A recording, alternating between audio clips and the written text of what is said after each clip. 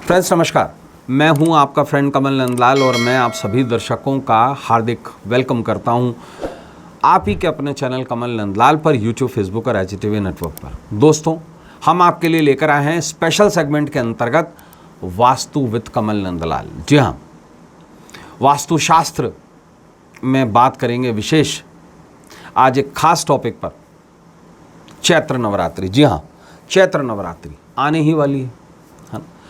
और आज का जो हमारा विषय बड़ा खास है, किस दिशा में करें चैत्र नवरात्रि की घट स्थापना और क्या है पूजा के वास्तु सिद्धांत। आइए इस बारे में जानते हैं।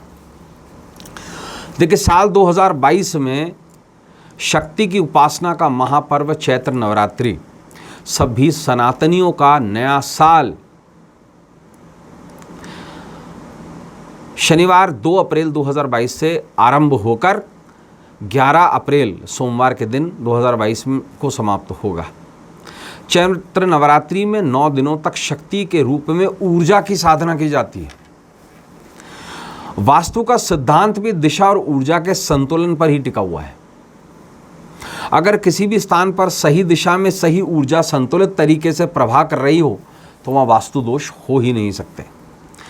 नवरात्रि के 9 दिनों तक विशेष रूप से अगर वास्तु के नियमों को ध्यान में रखते हुए उनका पालन करते हुए शक्ति की आराधना की जाए तो वास्तु के शुभ फल प्राप्त होते हैं। आपको सफलता मिलती है हर काम में और स्थान पर ऊर्जा का प्रवाह सुचारू रूप से बना रहता है। आइए इस बारे में और ज़्यादा जानते हैं। देखिए, देवी दुर्गा की या जिसकी भी देवी की आप घट स्थापना करना चाहते हैं, जहाँ पर आप जुआरे बोना चाहते हैं, यानी पूजा घर जो है आपका वो साफ सुथरा और सकारात्मक ऊर्जा से भरा होना चाहिए।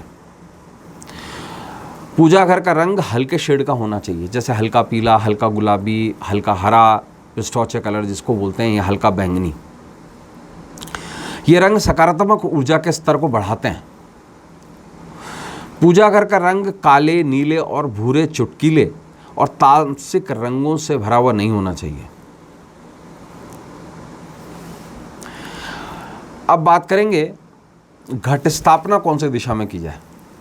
देखिए, नवरात्रि के 9 दिनों में देवी की प्रतिमा और घट यानी कलश की स्थापना जो है ईशान कोण यानी कि उत्तर पूर्व दिशा में करनी चाहिए। वास्तु के अनुसार मानसिक स्पष्टता और प्रज्ञा की जो दिशा है ईशान को माना गया है। इस दिशा में पूजा करने से शुभ प्रभाव मिलता है। अच्छा, किस फेसिंग होकर के देवी की पूजा करें? तो देवी की दिशा पूर्व मानी गई है, इसलिए पूजा करते वक्त जो आराधक है यानी कि जो आप हैं, जो देवी की पूजा कर रहे हैं, उनका मुंह पूर्व दिशा में हो, यानी कि वो सूर्य की ओर देख रहे हो। शक्ति और समृद्धि का प्रतीक मानी जाने वाली पूर्व दिशा और मुख करके पूजा करने से प्रज्ञा की जागृति होती है, विजडम आता है। अब देखिए, अखंड दीपक किस जगह जलाएं? तो अग्नि कोण जो है यानी दक्षिण पूर्व दिशा अग्नि का प्रतिनिधित्व करती है, इसलिए नवरात्रि का अखंड दीपक यानी कि अखंड ज्योत जो है पूजा घर के अग्नि कोण में रखना चाहिए। अग्नि कोण में अखंड ज्योतियां दीपक रखने से शत्रुओं पर विजय प्राप्त होती है तथा घर में सुख समृद्धि का निवास होता है। बात करेंगे कि कौन से रंग का इस्तेमाल करें देवी पर चढ़ाने के लिए, वस्तुएं कैसी हों। तो देखिए, लाल रंग को वास्तु में शक्ति का प्रतीक माना गया है, अतः देवी को अर्पित किए जाने वाले वस्त्र जो हैं, श्रृंगार की वस्तुएं जो हैं, पुष्प इत्यादि जो भी है, वो लाल रंग के होने चाहिए।